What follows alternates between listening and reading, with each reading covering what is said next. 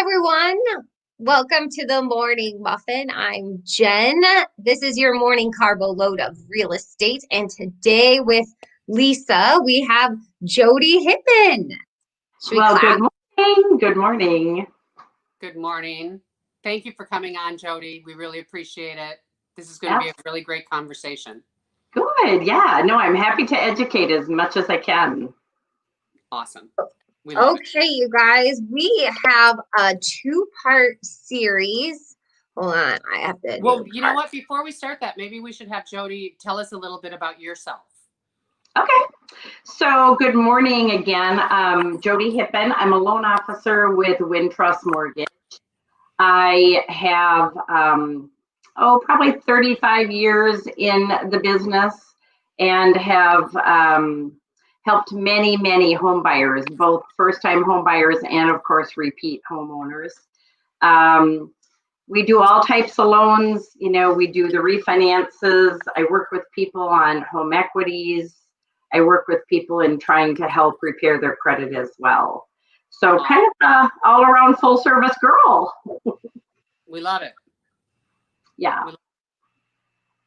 Absolutely. There's her contact information, you guys, if you are looking for somebody to contact in regards to refinancing, could give her a call, or just, buying a house, give her a call. There you go. Rates are fantastic right now, that's for sure. They are. But so let's talk about buying a house in this new COVID world. And there was a lot of people early on in the year during the first shutdown that were laid off, furloughed, maybe lost their jobs or temporarily on hold. And there was a lot of people that took it, or maybe they just took advantage of it because it was there, the deferment and the forbearances. Yeah. But if you don't know what that is, Jody, can you explain what those are? Sure. So obviously, yes, when the economy took a major hit with COVID and businesses started closing down, there was a CARES Act, CARES, CARES Act, that was passed, obviously, by the president, so as to stop foreclosures, because we certainly didn't need to get into that mess again. And so part of that act was to allow mortgage companies to allow the deferred or forbearance on their mortgage. So what that means is the mortgage companies consult with the client to find out, are they in a hardship? Do they need to have payments deferred or reduced? So it's not quite a modification. Modification, of course, would be more of a permanent situation. Deferment and forbearance means they're literally holding off making payments because they cannot afford it, because their income has gone down. Mm-hmm. Now, mortgage companies, look at in two different ways. Like some mortgage companies are literally taking the lost payments, adding them at the end of the forbearance time frame, and it becomes what we're going to call like a balloon payment due, which is kind of a struggle, because if you couldn't make the payments the whole time, how are you going to come up with the big chunk at the end? Other lenders are adding it to the tail end of the mortgage balance, and it would just be then paid off at time of sale or payoff. Would it have, and this is a great question, I don't know if you'd know, would it be more of a second mortgage then if they're adding it at the tail, like a loan modification? I think some, yes, are looking at it that way, some lenders, but every lender is very different. So my advice, honestly, any consumer that is in a position where they are in a hardship is for sure to consult with the lender and to ask questions. You need to be kind of fully aware of what are they doing. Like, if I don't make payments, what happens to me? Where does that money go? How do I have to pay it back? Yeah. And okay, so let me I have some questions. I want to make sure. Here. Go ahead. So there isn't a difference between deferment and forbearance, is that correct? Correct. They are technically the same words. Interchangeable words. Just wanted to make that clear. And then what are the pros and cons? Well, okay, so that's a really good point. So, okay, so I'm obviously, sorry, my dog. No, a lot of people get into predicaments where they can't pay. And I'd rather, like I said, they reach out to the lender and or a housing counselor if they can't pay. So the pros, of course, are they aren't going to lose their house. They're going to talk to the lender. They're going to figure out some way to do, like I said, like a deferment where they're going to delay payments or reduce payments. Okay. Right now, because of this CARES Act, they cannot be reported late if they're going through this forbearance and deferment. So to the best of my knowledge as a lender, I am not seeing a major impact on people's credit report. Okay. That's really what I am seeing is most of the companies are putting the verbiage on their trade line that says loan is in deferment or loan is in forbearance, but they are not reporting late pays because they're not allowed to. Okay. So that would be kind of a pro. Get yourself into a position where, yes, you can afford to live and keep moving. The con, I think, would be is life, doesn't give you anything for free these days, and people have to understand that. Those payments are not forgiven. They are not thrown away. They are literally added on. And so the negative to me would be if a person was looking to sell their home and or potentially refinance, they could be potentially denied because of being in forbearance. So that would be a con. Like we have guidelines from Fannie Mae, Freddie Mac, and FHA, the government investors, that have all said, as a lender, here's what you guys can and cannot do with people that are in forbearance or deferment. So to me, that would be your con if you're in a forbearance. Okay. I really want to. Yeah.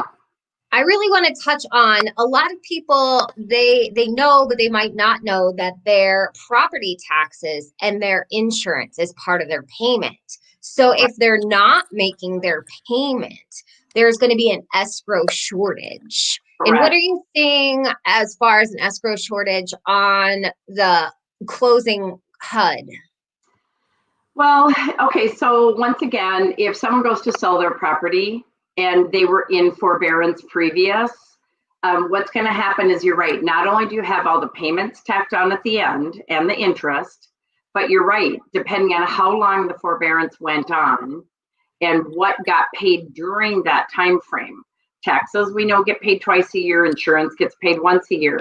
And if you're not making mortgage payments, you are not contributing to that escrow account. And if you're not contributing to that escrow account, everything's going to start going short.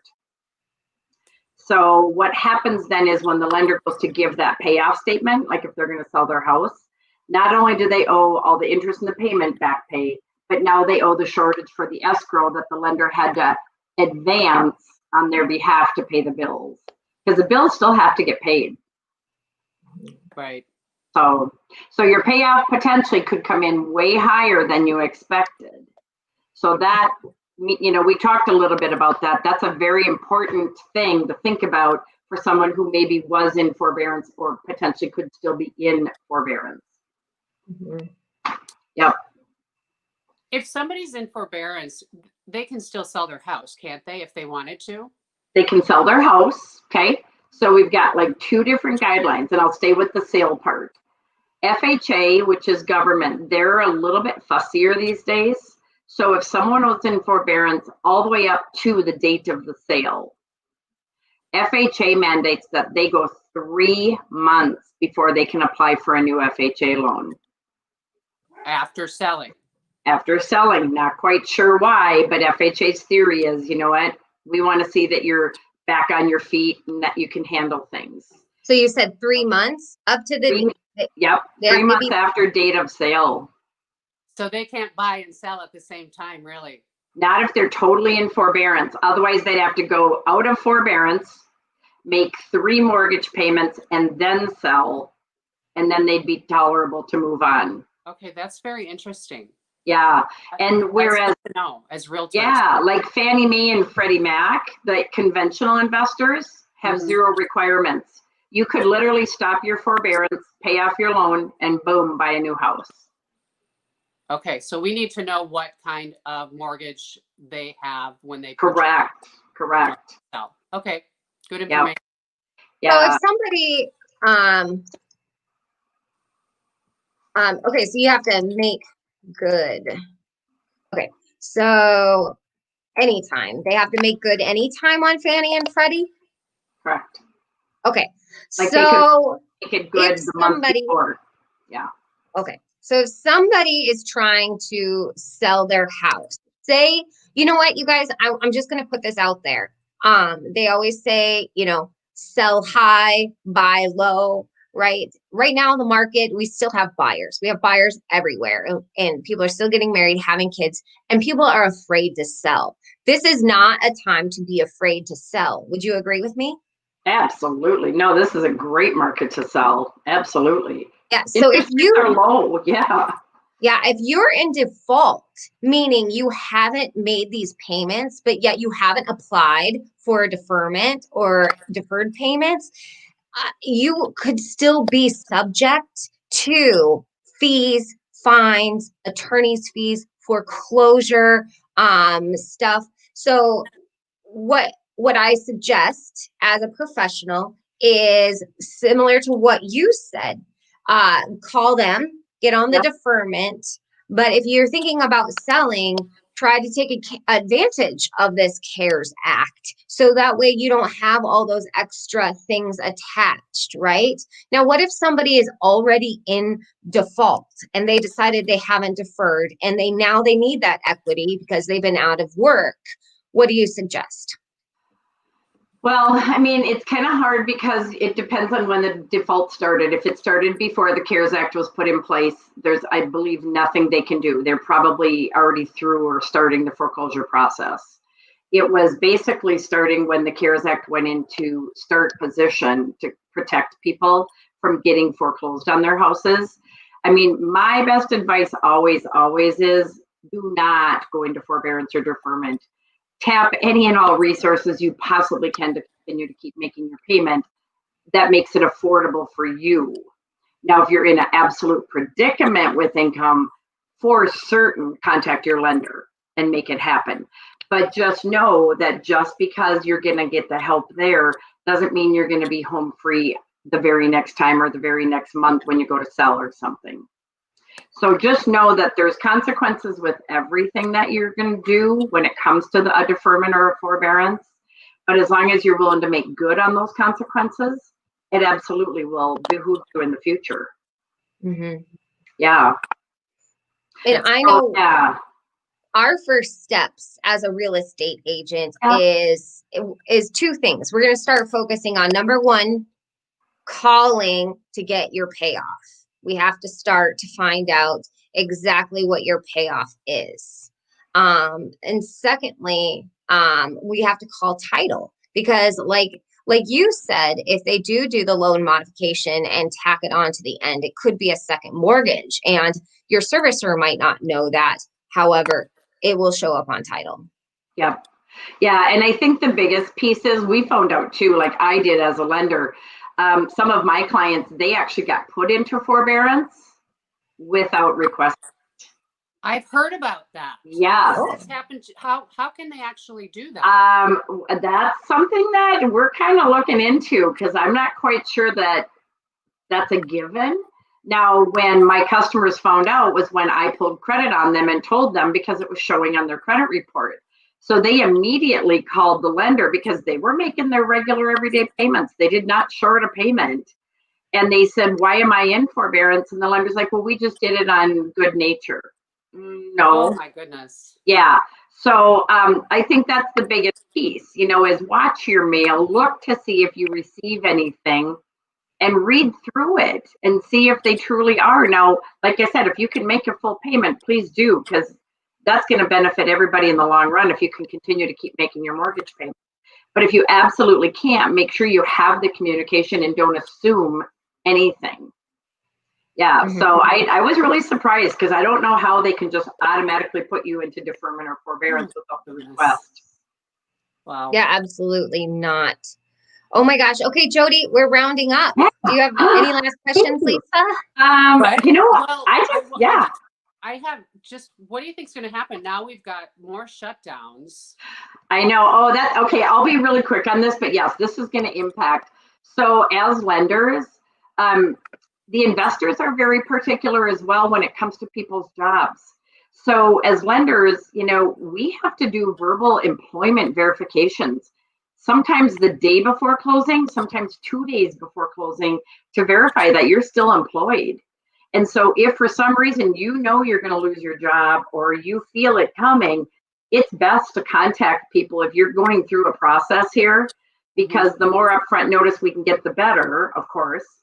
But ultimately, we as lenders have to look at people's income. If their income is now being reduced in half, we now, because we know of it, have to reduce their income, and that could potentially hurt, someone's qualifying issues. Sure. So that's a whole nother issue we can talk about as well. Yeah. Well, so nothing gets hidden. Unfortunately, everything comes out, and I think we all have to keep together on this one, and consult with anybody. I mean, I'm here as a resource. Jen and Lisa are here as a resource. Contact anybody in this profession to get some good advice, if this is what's needed. Yeah. oh, Everybody out there that's watching, listening, scrolling through this, if you have any questions at all, drop a comment below, message our inbox. I would love to have a one-on-one conversation with absolutely anybody out there that's curious. Now, I would like to point out that Monday, we will be having a law firm to talk about Market Monday, what's coming up in the springtime with all of these deferments and stuff, and the possible economic ramifications to come this spring. specifically, we're going to be talking about short sales and foreclosures. Nice. Well, thank you for inviting me on. I appreciate it. We're so glad you came. And hopefully we can help lots and lots of people out there with some good information. All right. All Thanks, right. Jody. Have a great day, everybody. Okay, thanks. Bye-bye. Bye.